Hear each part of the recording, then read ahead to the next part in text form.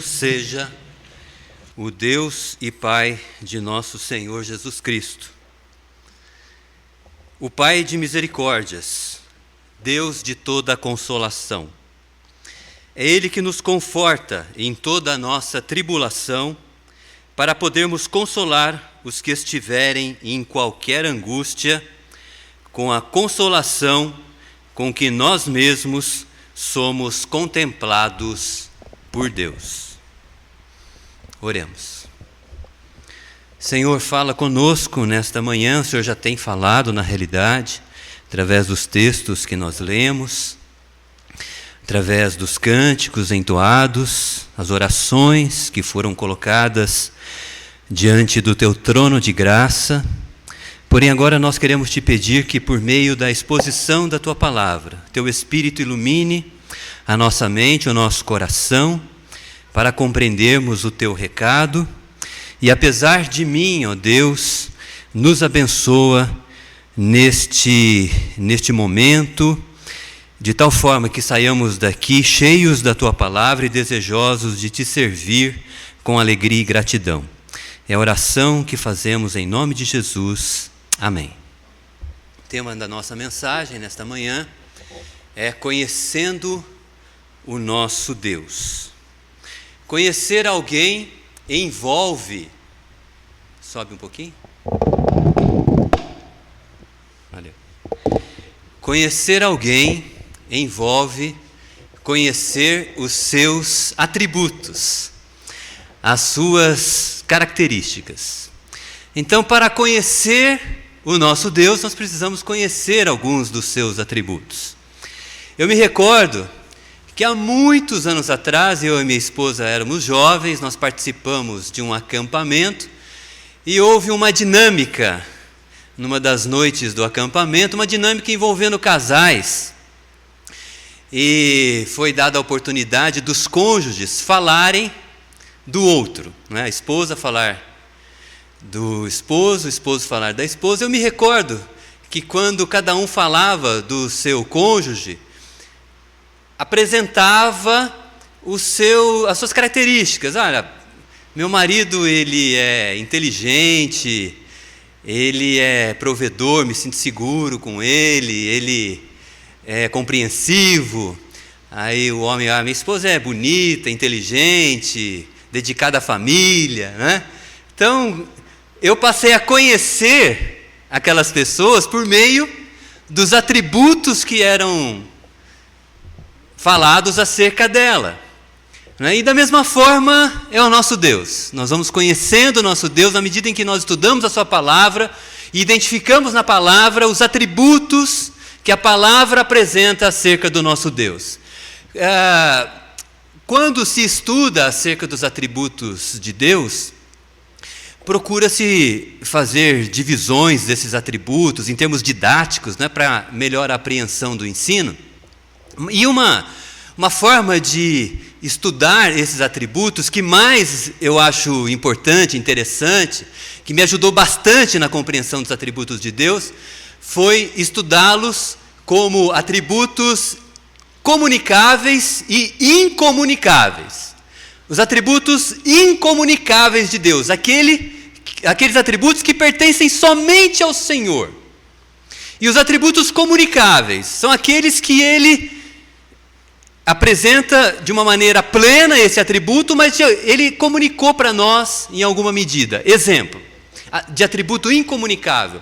Nosso Deus é o Deus autoexistente. Essa autoexistência de Deus significa que Ele é o Deus independente. Vocês se recordam quando Moisés perguntou a Deus: Senhor, o que eu falarei aos israelitas acerca desse meu chamado para liderá-los rumo à saída do Egito? Deus disse para Moisés: diga-lhes, eu sou o que sou. Lembra-se dessa expressão? Eu sou.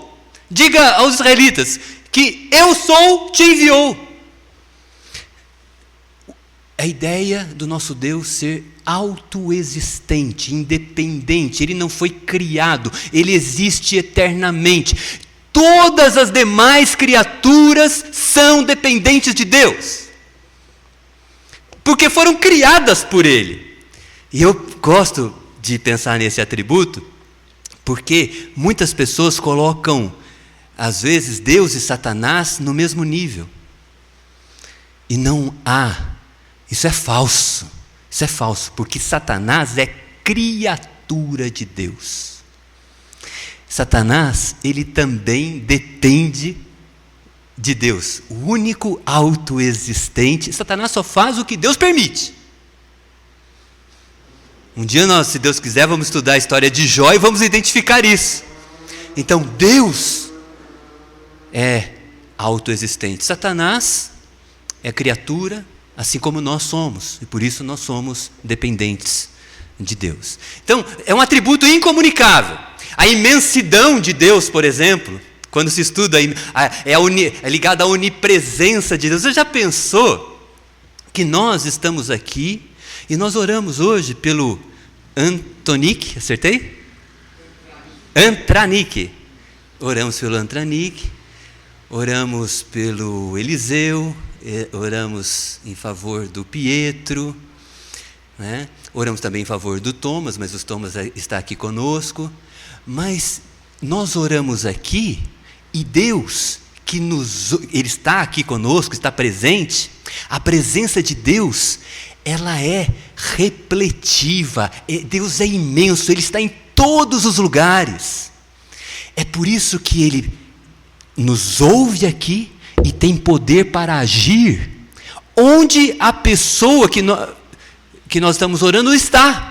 Não importa onde ela esteja, pode estar no Japão, pode estar na Austrália, pode estar no Polo Ártico, na Antártica, não importa. Nós podemos orar porque Deus, Ele se faz presente em todos os lugares. É o atributo da imensidão de Deus. Esse atributo é incomunicável. Agora, atributos comunicáveis são, por exemplo, o amor de Deus, a justiça de Deus, a misericórdia, a graça. Esses atributos, Deus, Ele os tem de uma maneira plena, 100%. Deus é 100% amor, 100% justo. Mas Ele comunica esses atributos a nós. Nós também podemos revelar amor, revelar justiça em alguns momentos. Alguns momentos nós somos justos, né? Embora em outros tantos também sejamos injustos, né? Mas são atributos que são comunicáveis. Então, pelos atributos, nós vamos conhecendo a pessoa do nosso Deus. E por que eu fiz essa introdução? Porque essa passagem de 1 Coríntios capítulo 1, versículos 3 e 4, principalmente o versículo 3, revelam alguns atributos de Deus. E nós vamos meditar rapidamente sobre esses atributos que o texto nos apresenta acerca do nosso Senhor para conhecê-lo. E interessante, esses atributos são especialmente importantes para os instantes que nós estivermos enfrentando tribulação. E no final do texto que nós lemos, versículo 4, há uma exortação. Então, nós vamos ver rapidamente 3 atributos de Deus que são colocados aqui na passagem e uma exortação final do apóstolo Paulo para a nossa vida, considerando os atributos que ele menciona, considerando Deus ser quem é. Deus nos exorta para fazer algo e nós vamos ver isso. Então, vamos lá. Primeiramente, olha o que Paulo, versículo 3, olha o que Paulo diz: bendito seja o Deus e Pai de nosso Senhor Jesus Cristo, Pai de misericórdias e Deus de toda consolação. O que Paulo faz? Ele está bendizendo a Deus por aquilo que Ele é. Paulo está enaltecendo o Senhor, louvando, exaltando o nome de Deus, porque por 3 coisas. Porque Ele é o Pai de nosso Senhor Jesus Cristo, Ele é o Pai de misericórdias e Ele é Deus de toda consolação. Primeiramente, Paulo bendiz o Senhor, exalta o Senhor, porque Ele é Pai de nosso Senhor Jesus Cristo. Às vezes, nós não prestamos bem atenção, e quando nós falamos Jesus Cristo, a gente, até na cabeça, a gente imagina que Cristo é o sobrenome de Jesus, né? Jesus Cristo. Mas na verdade, Cristo é um título de Jesus Cristo. Jesus o Cristo. Esse é o correto. Cristo é um título. É a tradução de Christos, do grego, que é a palavra ungido, que foi a tradução do hebraico para o grego, do hebraico Mexia, que é a palavra Messias. Então, quando o texto diz que Deus é o Pai o Pai de Jesus Cristo, está querendo dizer que Deus é o Pai do Messias. E por que isso é importante? Porque Jesus, ele é o Messias que foi anunciado pelos profetas e foi designado por Deus para ser o nosso Salvador. E Deus designou o seu Filho para ser o nosso Salvador por meio de sofrimentos, dores que ele experimentou. Os judeus imaginavam que Jesus, que o Cristo, que o Messias viesse libertá-los dos seus dominadores, do Império Romano. Mas Deus enviou Jesus na sua primeira vinda para salvar o seu povo dos seus pecados. Na segunda vinda, Jesus voltará para derrotar os inimigos do seu povo. Mas na primeira vinda é para salvar o seu povo. E Jesus realizou essa salvação por meio de sofrimentos, por meio das suas dores. O profeta Isaías, falando acerca do sofrimento de Jesus Cristo, ele disse: certamente Ele tomou sobre si as nossas enfermidades e as nossas dores levou sobre si. Nós o reputávamos por aflito, ferido de Deus e oprimido. E ele foi traspassado pelas nossas transgressões e moído pelas nossas iniquidades. O castigo que nos traz a paz estava sobre ele. Pelas suas pisaduras fomos sarados. Meus irmãos, minhas irmãs, percebam, Deus é Pai do Messias, aquele que veio sofrer para que através do seu sacrifício na cruz, nós fôssemos salvos. Sabe o que isso significa?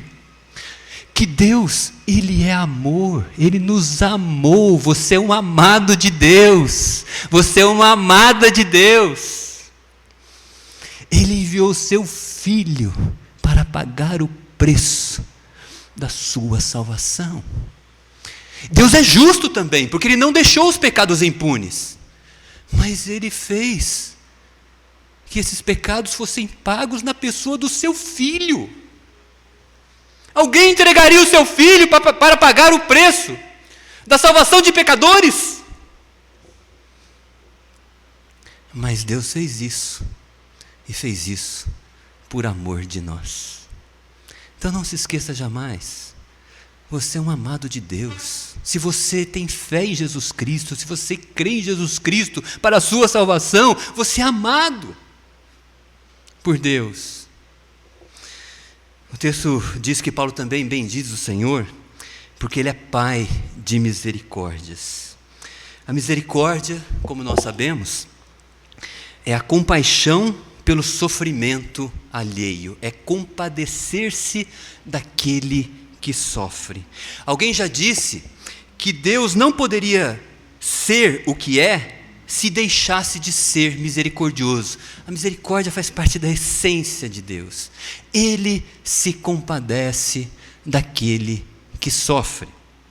Pensando nisso e considerando que eu tenho lido o Antigo Testamento nos últimos dias, estou no livro de Êxodo, li nos últimos dias, acabei de ler o livro de Gênesis, eu me recordei daquele momento em que Sara, esposa de Abraão, pediu que Abraão expulsasse Agar e Ismael, porque depois que Agar, a sua serva, teve Ismael de Abraão, Agar estava desprezando Sara, e Sara pediu que Abraão expulsasse-os do acampamento. E Abraão fez isso.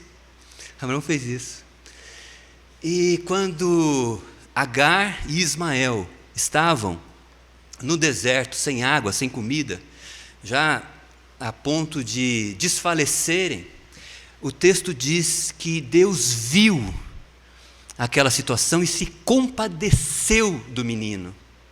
Veio para acudir o menino e a sua mãe na sua aflição. Essa é a misericórdia de Deus. Deus, ele se compadece da aflição do seu povo e vem para socorrer. Da mesma maneira, em Êxodo é dito que Israel estava sofrendo em função da escravidão no Egito. Israel clamava a Deus, pedindo que o Senhor os libertasse disso.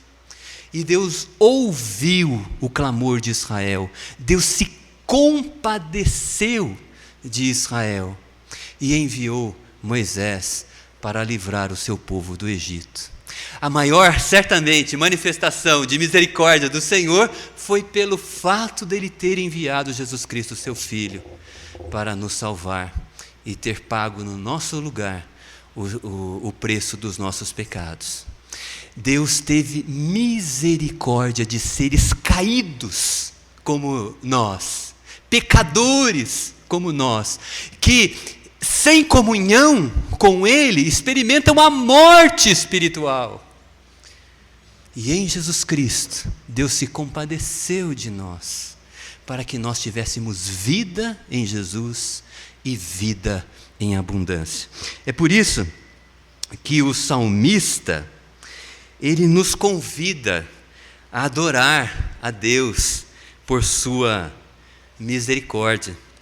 Esse texto do Salmo 136, ele é muito utilizado por nós nas liturgias. É muito bom lê-lo periodicamente, né? O Salmo 33, o salmista nos convida a louvar o Senhor pela sua misericórdia. Ele diz assim: rendei graças ao Senhor, porque Ele é bom, porque a sua misericórdia dura para sempre. E esse refrão, porque a sua misericórdia dura para sempre, se repete 26 vezes no versículo. O salmista rende graças ao Senhor porque Ele é bom, porque Ele é o Senhor dos senhores, porque Ele opera grandes maravilhas, porque Ele com entendimento fez os céus, porque Ele estendeu a terra sobre as águas. E em cada uma dessas ideias vem o refrão embaixo: porque a sua misericórdia dura para sempre. O salmista louva o Senhor por todas as suas obras, por aquilo que Ele é, por aquilo que Ele faz, mas ele não se esquece que atrelado a tudo isso está a misericórdia de Deus. Deus misericordioso, que ouve o nosso clamor quando nós nos encontramos aflitos e vem para socorrer. Que encorajamento nós temos para orar e colocar diante do Senhor a nossa aflição, porque Ele é Pai de misericórdias, Ele é a fonte de todas as misericórdias. Ele nos ouve na nossa aflição e vem para nos socorrer. Deus é amor, Deus é justo, Deus é misericordioso. E finalmente Paulo diz que o nosso Deus, Ele é Deus de toda a consolação, né? Ele bendiz a Deus, porque Ele é Pai de nosso Senhor Jesus Cristo, porque Ele é Pai de misericórdias e Deus de toda a consolação. A palavra consolação, a palavra grega aqui, paráclesis, ela deriva de paracaléu. Caléu é chamado, para é uma preposição que significa com, ao lado. Significa, então, que esta palavra, consolação, a ideia dela é que alguém literalmente chamado para estar com alguém, chamado para estar ao lado de alguém. Quando fala que Deus é Deus de toda consolação, o texto está nos ensinando que Deus está ao lado daquele que sofre. A solidão é o pior cenário para quem está sofrendo. A impossibilidade de não ter alguém para compartilhar o sofrimento, alguém para chorar, alguém para que compreenda aquilo que você está vivendo, a dificuldade, multiplica em muito o sofrimento, não é? Por isso a palavra de Deus nos diz que Deus está ao nosso lado. Deus é consolador, Ele está ao nosso lado.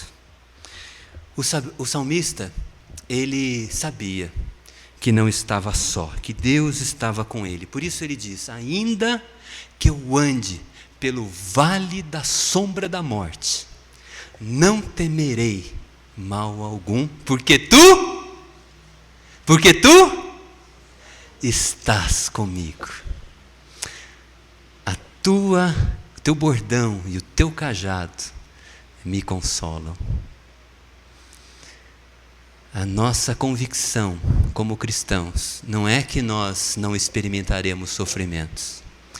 Nós vamos experimentar sofrimentos. Se você ainda não experimentou grandes sofrimentos na sua vida, prepare-se. Mais cedo ou mais tarde, isso vai lhe alcançar. O maior sofrimento que eu tive na minha vida foi há 3, 4 meses atrás, perder os meus 2 pais em 6 dias. Você vai experimentar o sofrimento, mais cedo ou mais tarde, algo que seja... Nós experimentamos sofrimentos, às vezes, corriqueiros, do dia a dia, circunstâncias adversas, mas há dias maus, mais cedo ou mais tarde nós vamos experimentar. E saiba, Deus estará ao nosso lado. Deus está ao nosso lado. E está ao nosso lado para no sofrimento nos dar ânimo, nos dar alento, nos encorajar. Só um parênteses aqui. Às vezes nós sofremos por causa do nosso pecado. Então, quando o sofrimento ele tem como causa o pecado, a presença de Deus, ela se faz disciplinadora. A necessidade de nós confessarmos nosso pecado diante de Deus, pedirmos perdão e alinharmos novamente a nossa vida com o Senhor. Né? Mas até a disciplina de Deus é a manifestação do seu amor por nós, né? Porque o pai que ama disciplina o seu filho, né? Com amor ele disciplina o seu filho, né? É o que a palavra de Deus nos ensina. E Deus, como um pai que nos ama também, quando nós erramos, nos disciplina para corrigirmos a rota, né? Então, mas esse é um parênteses. Eu estou falando daquele sofrimento que nos alcança, que não está relacionado ao pecado. Né? Então, Deus, Ele é o Deus que está ao nosso lado e nos encoraja quando nós estamos passando por uma dor. Ele é a fonte de todo encorajamento. É o que o texto diz, né? Deus é Deus de toda a consolação. Não importa o tipo de sofrimento. Eu separei aqui algumas ideias. Como aconteceu comigo, a perda de um ente querido. Deus conforta, consola. Para os mais jovens, né? Eu já experimentei isso quando eu era jovem também. O término de um relacionamento. A gente fica triste. Deus consola. Deus está ao nosso lado, nos encorajando para seguir em frente. Quando há um fracasso profissional, uma dificuldade no relacionamento com o cônjuge, com os filhos, Deus é consolador, Ele está ao nosso lado para nos ajudar. Então veja, Paulo, ele revela quem é Deus neste versículo 3. Deus que nos ama. Ele é Pai de Jesus Cristo, que sofreu para nos salvar. Ele é o Deus que nos ama. Deus é Pai de misericórdias, é aquele que se compadece de nós e vem ao nosso socorro. E Deus é aquele que também está conosco em toda a consolação para nos encorajar, para trazer alento a fim de que sigamos em frente. Esse é o nosso Deus. Então, Paulo enaltece, ele bendiz, bendito Deus e Pai de nosso Senhor Jesus Cristo, Pai de misericórdias, Deus de toda a consolação.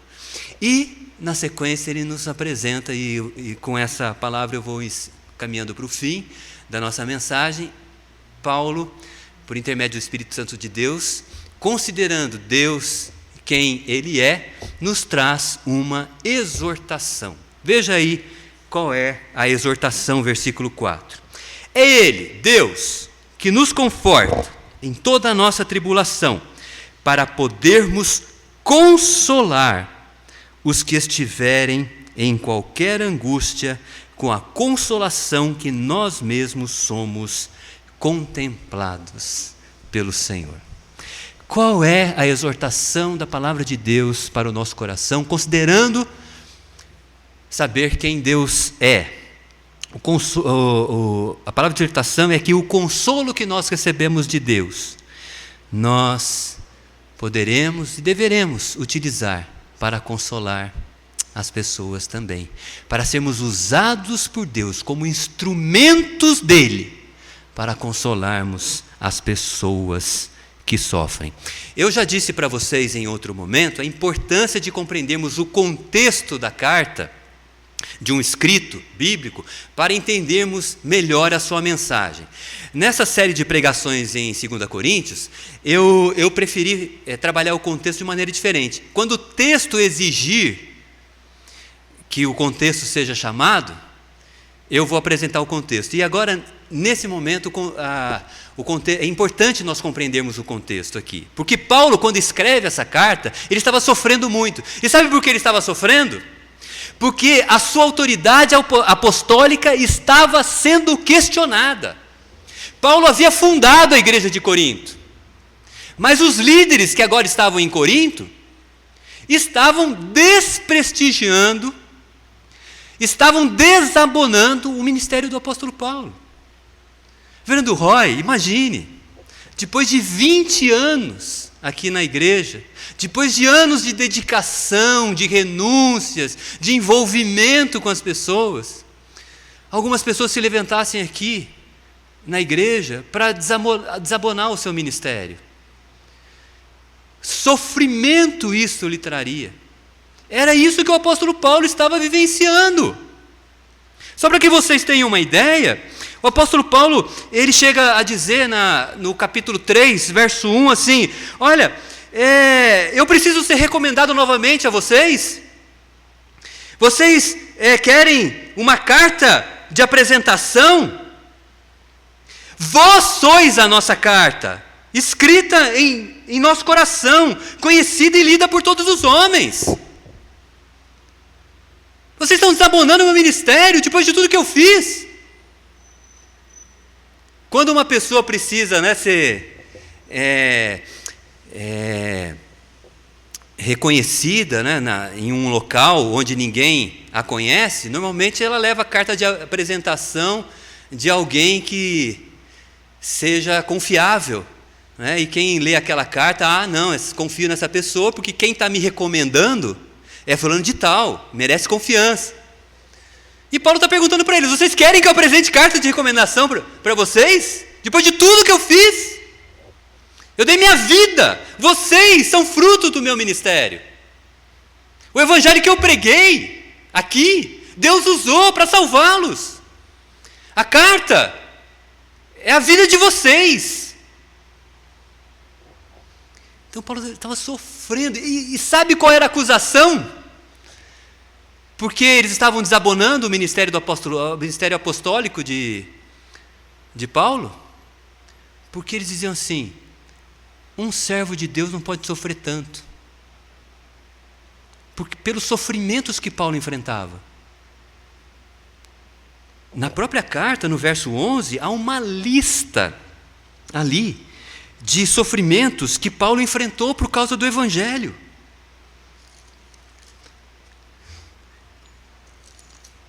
Diz assim o texto: esses que estão me acusando são ministros de Cristo? eu ainda mais, em trabalhos muito mais, em prisões, em açoites sem medida, em perigos de morte muitas vezes, 5 vezes recebi dos judeus uma quarentena de açoite menos 1. E ele tem uma lista aqui de sofrimentos que Paulo sofreu por ser pregador do Evangelho. Confesso a vocês que a parte que mais me toca é essa daqui. 5 vezes recebi dos judeus uma quarentena de açoites menos 1. 40 açoites menos 1, 39. 5 vezes. 5 vezes 39... O Armin já fez a conta lá, eu tive que fazer na calculadora. 295, o Artan também. 295 açoites. O açoite naquela época, o açoite romano, que o pessoal chamava de azorrague, ele tinha na ponta várias tiras, e na ponta da tira, osso de carneiro. Se eu tomasse um açoite daquele, eu comecei a imaginar, eu tomando um açoite daquele. Não sei se eu levantava mais. 290. E eles diziam, não, ele não pode ser servo de Deus. Ele não pode ser servo de Deus. Porque ele sofre muito. Parece que quem está ouvindo os pregadores modernos, né? Do Evangelho da Prosperidade. Que o cristão, ele não pode ser cauda, tem que ser cabeça. Se você é servo de Cristo, você tem que ser uma pessoa abençoada. Você tem que comprar o carro zero, casa não sei aonde, crescer no seu trabalho. Um monte de bobagem que eles dizem. Parece que nós estamos ouvindo os pregadores de hoje, quando a gente lê essa passagem e entende o contexto. Né? Mas Paulo, ele mostra por que nós sofremos. Nós sofremos porque no sofrimento Deus nos consola e a nossa vida é transformada. No sofrimento nós experimentamos o amor de Deus, a misericórdia de Deus, a presença de Deus. Para experimentando isso, no segundo momento, nós usarmos essa experiência com Deus para consolar as pessoas. Então, assim como nós somos consolados, essa é a exortação, assim como nós somos consolados, nós devemos nos colocar diante de Deus para sermos instrumentos de consolo. Isso me ajudou bastante, porque às vezes eu não sabia como me aproximar das pessoas do meu local de trabalho. E quando eu fico sabendo que aquela pessoa está sofrendo por alguma coisa, eu me aproximo. E falo, puxa, eu estou sabendo que você está enfrentando essa dificuldade, né? E eu me aproximo dela. E em um momento posterior eu tenho a possibilidade de falar do Evangelho de Jesus Cristo. Né? Uma maneira de nós nos aproximarmos das pessoas, inclusive. Nós fomos consolados por Deus e por meio dessas experiências, Deus nos consola. Deus nos usa para consolar as pessoas. Perdão. Assim como nós somos perdoados e nós devemos perdoar, como nós somos consolados por Deus, nós devemos também ser instrumentos de consolo para a glória do nome dEle. Bendito seja o nosso Deus, Deus de amor, de misericórdia, que está sempre ao nosso lado.